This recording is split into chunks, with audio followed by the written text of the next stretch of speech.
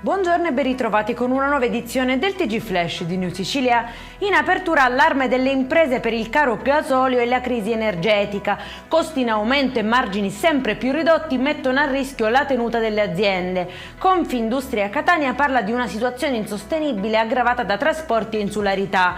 Chiesti interventi urgenti per evitare ricadute su economia e consumi.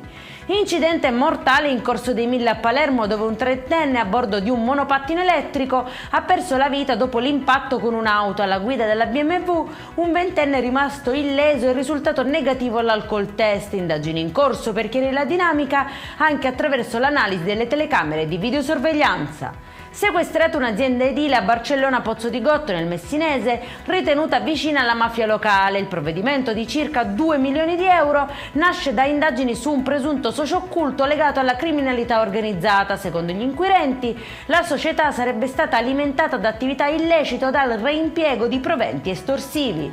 Interviene l'ufficio contro il dissesto in merito alla frana che ha colpito Niscemi, chiarendo che dal comune non è arrivato mai alcun progetto finanziabile. In 9 anni, infatti, non sarebbe stata presentata alcuna proposta conforme ai requisiti, bloccando di fatto l'accesso ai fondi e il conseguente avvio di interventi per la messa in sicurezza dell'area.